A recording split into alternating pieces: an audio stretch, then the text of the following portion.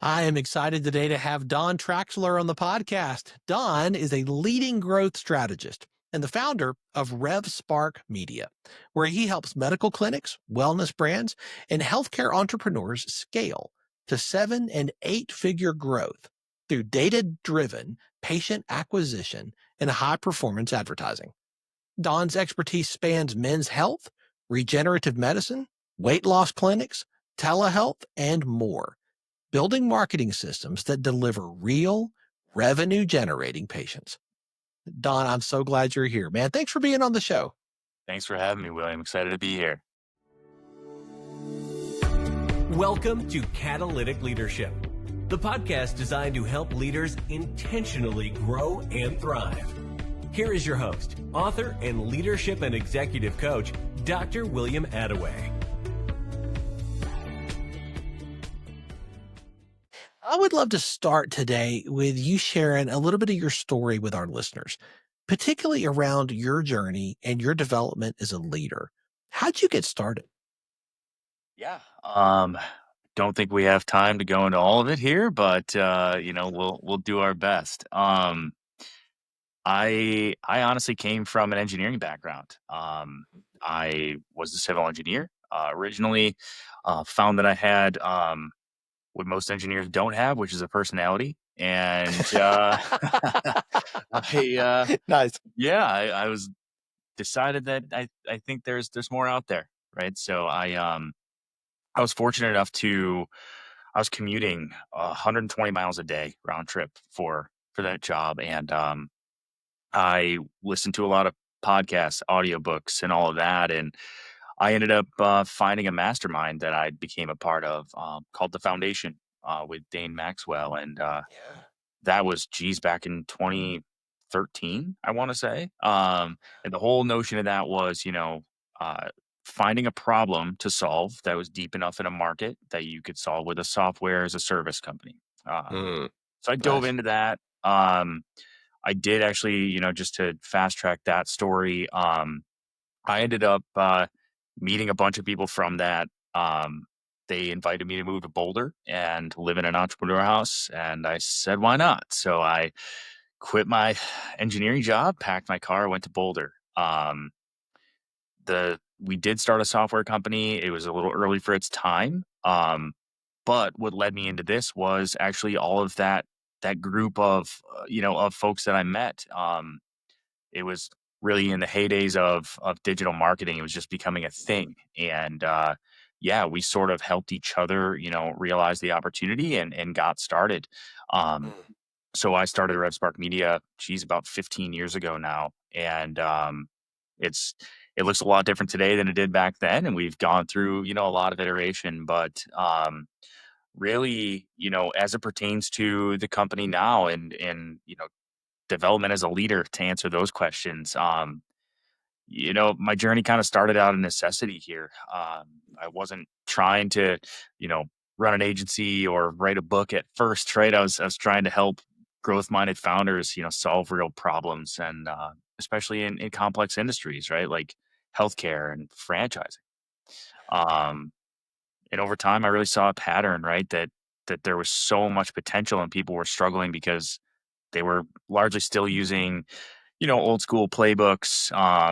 They were looking at it as, just a set and forget kind of thing. And, so I built this as as us being a true growth partner, not just a spoke on a wheel company that you hire to run some ads for you. Um, and what really kind of, drove me in the development as a leader was also out of necessity, right? As we Yeah. grew and we grew our client base, we grew our team, and that was a continued learning curve, right? And to know that you have people depending on you and you have families you're supporting and mouths to feed, that certainly drove the development as a leader, right? To figure it out, to dive in and do anything that I could to be the best leader that I could be. So a lot of books, a lot of masterminds, a lot of leaning on, the community that I have to really, foundationally be the best leader that I could. And and also learn through mistakes too, right? That's I think one of the best ways that we can learn how to be a leader. I agree. I think the mistakes that you make serve as the pathway to success so often. If you understand failure as an event and not an identity. And one of the things I appreciate about your journey is that, no matter where you went, no matter what you did, you were always keeping that in mind, you know, and I think that's important and it cannot be overstated, the importance of mindset in successful entrepreneurs like you. You mentioned your book, and if folks are not familiar with this is your new book, right? The Franchise Advertising Excellence Playbook. And it is exactly that. I mean, as I was reading this, I thought this is the fruit from so many mistakes or learning opportunities.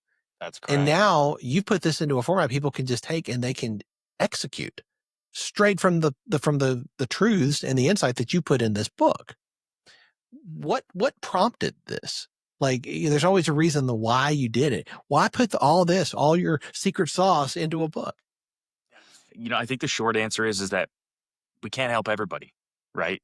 Um, and we are really fortunate to have been able to help a certain number of franchises and franchisees, to realize that there is something different and there is something better from a standpoint of being able to not only um, have measurable success, but know what you should even care about in terms of Mhm.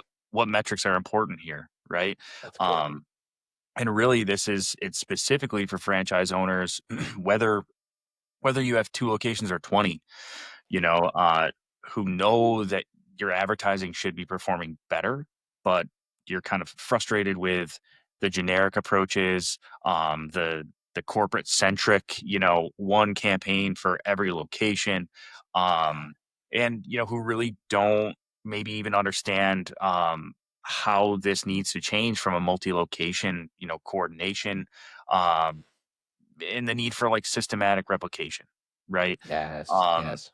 it to me, it really stems the best performing franchise operations in our opinion and what we see is those that start from the centric, holistic approach from Mhm. corporate and having things essentially systematized out, right? That means more than just your advertising campaign.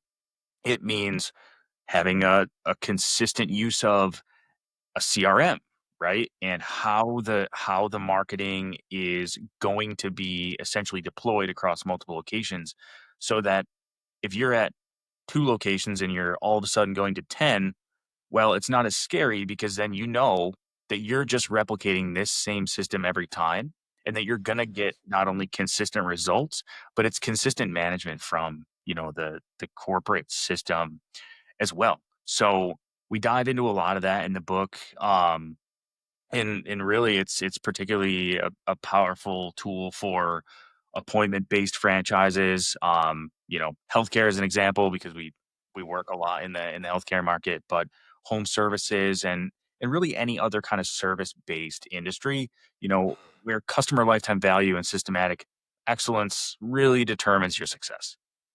100%. Talk about healthcare for a minute. Like, you got a lot of clients and have done a lot of work to help people be successful in that industry. What are the biggest mistakes that you see? These owners that are making, these doctors and the providers, when it comes to marketing and patient acquisition? I think a lot of it is, well, for one, I think it's a fault of the market as a whole, and what kind of messages are being disseminated to these folks in the market, meaning from other agency owners out there and things like that, right? Mhm. There's such Yeah. there's such a presence of sensationalism, right? Um, and putting these sort of sensationalized promises in front of them of, hey, all you need to do is, you know, create some ads. We'll use AI. We'll automate everything. And it sounds great, right? Who wouldn't want that like, oh, I don't have to have, human elements here. I don't have to have people operating, on this all the time. I can just run an ad and AI and automation will take care of everything. So people book appointments, they show up. Awesome. The reality is that AI is great to a certain point, right? Right. But we still, especially in healthcare and especially in high touch environments where, you know, if you're in anything like a concierge level type of business, people expect to have human interaction, you know? And there's a huge part in that, which you're never going to get a commitment level out of somebody that can just do everything through AI and automation and book their own appointments and everything. Your calendar will fill up, but you'll have super high no-show rates. And largely it's because people don't have that human touch point. There's no previous rapport built. There's no commitment to the appointments. And to that, you're going to end up wasting a lot of money and wasting a lot of time to then figure out that that is one of the biggest mistakes that you can make. Wow. I think that's something that anybody who's in that field can resonate with. You know, we've got all these leads, all these fantastic potential customers, but then the no-show rate is so stinking high. That's right. And is so incredibly frustrating because you feel like you spent money to acquire these things, but they never panned out. Yeah. Eh, Even more so, William, you're spending money on, sure, the acquisition of the leads and the opportunities, but these people take up valuable time on, your practice's That's right. calendar, That's and right. that's wasted time, but it's also expense that you have to pay your team, right? You have That's maybe right. a nurse or a PA or MA that they're getting paid to sit there and, you know, waste of time when Yeah. this is allocated and set aside for somebody that doesn't show. So it kind of ends up being like a multiplication of cost frustration as well as, these are people that, especially from the medical side, right? These are people that have spent so much time in education and, they're there ready to impart that knowledge and help. Well, but then when they don't show up, that's incredibly frustrating. So Very, very. You talk a lot about high intent patients versus just leads. What is the difference? yeah, big difference is really to, how do I say this best? So the advertising platforms make it incredibly easy for you to generate a lead, right? Facebook in particular, Mhm. they have what they call a high volume lead form, which Mhm.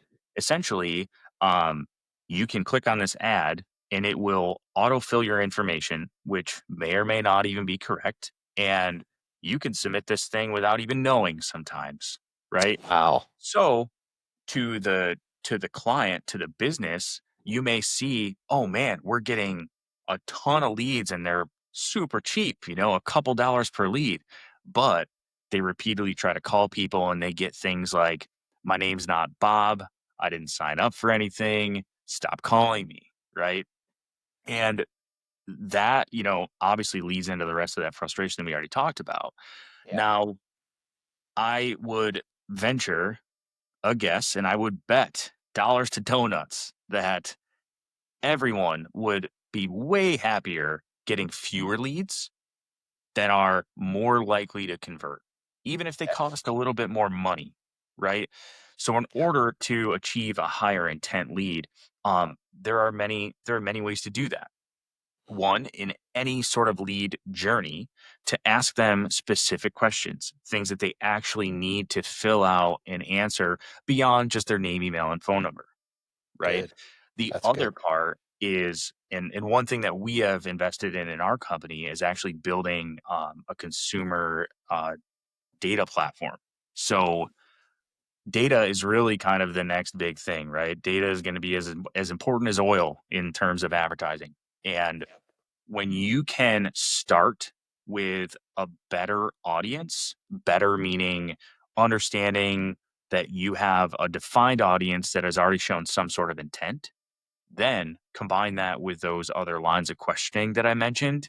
You have people that will be more often than not converting not just into an appointment, but you'll have better conversion rates into actual revenue from that. And that's exactly what the owners want, That right? is that. So often they're Yep. just not sure how to get there. They're just not sure how to get there. Right. You know, imagine that you run into people who are like, well, most of our new patients come from referrals. Yep. Most of our new businesses is word of mouth. Is there advice that you would give to people who have built their business or their practice around referrals and word of mouth alone? Like, what would you say to them? Yeah, I mean, well, congrats for one thing, right? Congrats to have built a practice that is sustaining you and your family and, the employees that you have. Um, and I would ask, are you happy with that? Right? Are you happy at that level? Because if you're not, the the only problem with building a business on a foundation of referral word of mouth is that you have no way of scaling that and you have no predictability. You do That's not right. know if you're going to have one referral this week or 10 or none, right? That's good. Um, so relying on that to grow a business it's like building a house on sand, right? It's not a reliable and predictable way to do that. Um, but utilizing, obviously, keeping referrals coming in is a fantastic thing, and nurturing them and churning, really growing referrals from even new patients that are generated is very important. Now, having on top of that a very systematized and strategically focused new patient generation ecosystem, right? That is really what will make the difference and allow predictability in terms of having growth goals that are above and beyond that, that level that you reach just from referrals and word of mouth. That's good. Can you think of a client that you have helped in this way to get from that referral or word of mouth only type of growth into something that is scaling? Absolutely. The one that comes to mind is actually one of our first franchise clients in a specific franchise system. Um, they came to us actually in a pretty dire situation. I remember this distinctly. I was actually trying to take a vacation, and vacation as a business owner, as I'm sure you can understand, and many people can understand, is it's a loaded word, right? Um, Indeed. but I really could sense the necessity and the priority here, and essentially what had happened was within this franchise system there were a certain number of approved, vendors that they could work with, and this particular client had gone through all of them and was not happy with the performance. So they had essentially done a huge, and they call it a ground game, right? Where they're out, they're canvassing the area, they're doing things with the local community to raise awareness and bring in that business from an organic standpoint and word of mouth and referral. So they had grown that very impressively. I mean, they were doing well. However, they came to us in a position where they had just terminated with that other agency, and essentially they were in panic mode because, well, they had expansion goals. They had already started to. They had signed, letter of intent on the next, franchise location and all of that. So to not have continued opportunity coming in was a very scary thing. And so, we quickly we did what needed to be done, honestly, which was to work quickly to get them back at least up and running where they were generating new opportunity quickly. And from there, um, we less than 2 months later, we helped them achieve their best month ever at that time, and actually were the top grossing franchisee in that franchise system. Um, And from there, we help them. They went from that one location. They now have three and are opening a fourth, um, really relying very heavily on exactly this system, right? The system and process of continuing to drive high intent patient opportunity. Um, and that obviously supplements the ground game and the word of mouth and the referral in order, to really achieve some fantastic outcomes here. That's awesome. I want to talk about you for a minute. We've been talking about your business and what you do, and I think that is incredibly important. But it all starts with you as the business owner, as the point leader. Your business, your clients, your team need you to lead at a higher level today than they did 5 years ago. And that same thing is going to be true 3, 4, 5 years from now. So how do you stay on top of your game? How do you level up with the new leadership skills that your team and your clients and your business are going to need you to have in the years to come? Yeah, honestly, I look at this two ways. One, being in a position of leadership means that in in times of chaos and complexity and confusion, I need to have clarity, right? Or Yeah. I need to have as much clarity as possible to, to then be able to align people, resources, and vision, right? To Yes. move that forward. Um, and truly, William, especially in terms of our work in franchises, I really stay sharp by staying close to the operators, right? The franchisees, the founders, and also other marketers in the mix as well. We have a really good. I'm fortunate to have a really good network of other colleagues in the space, um, where we get together regularly in different masterminds, and we talk about what's working and what's not.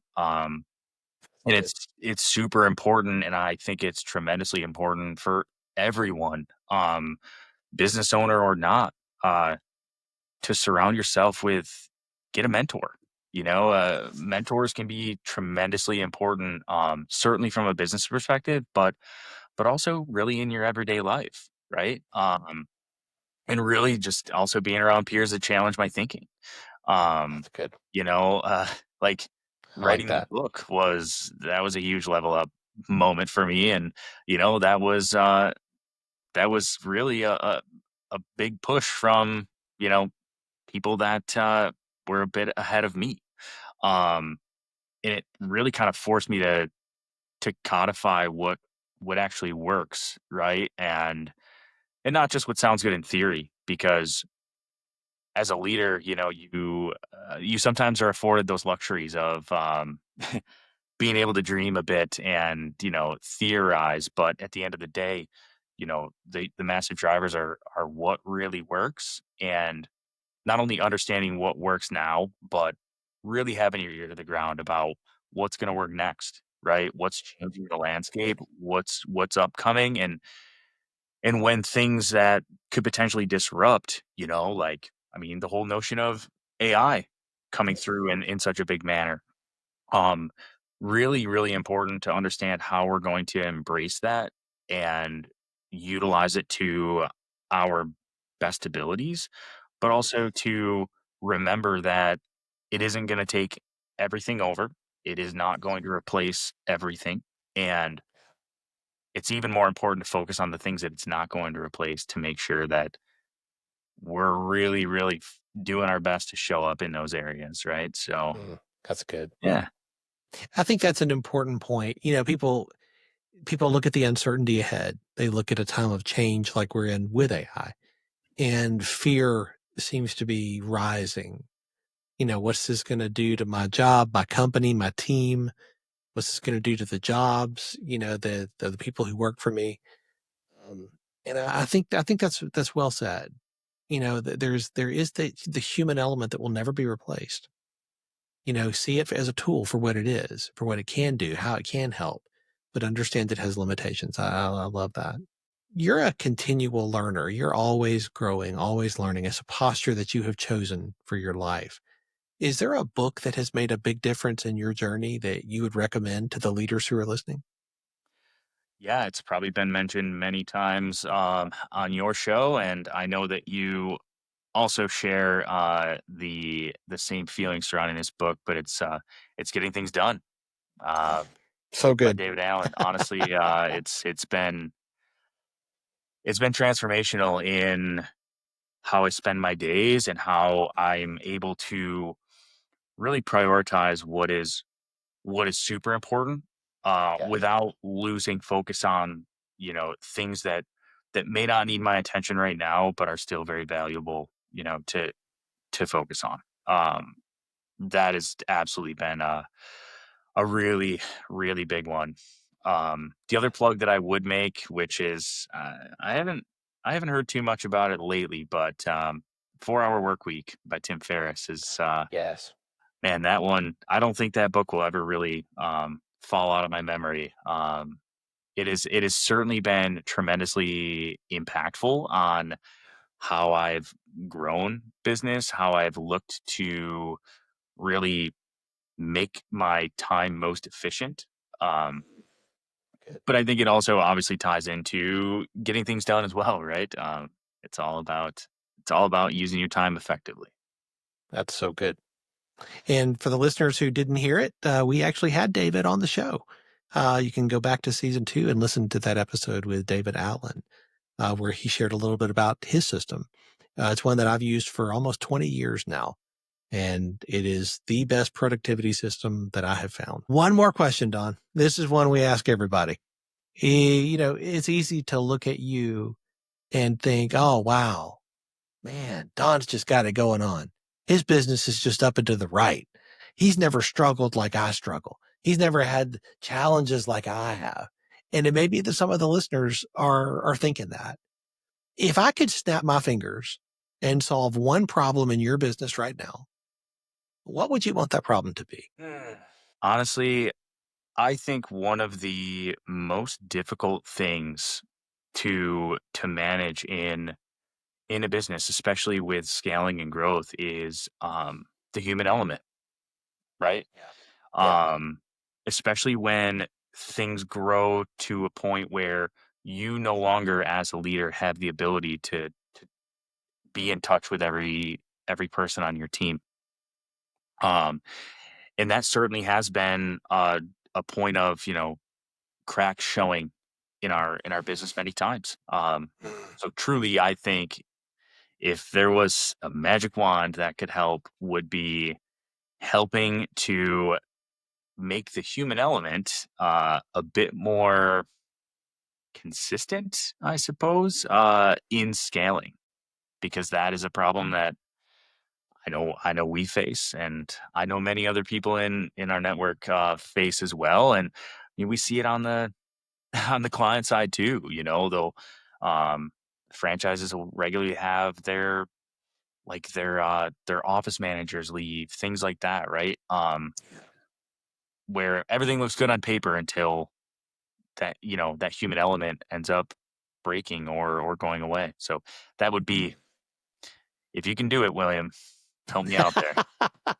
I mean, I'll snap my fingers. I can't guarantee anything's going to happen, but no, I think that's very real, and I appreciate that. I think it's a good reminder that no matter where we are in our business journey as entrepreneurs, everybody's struggling.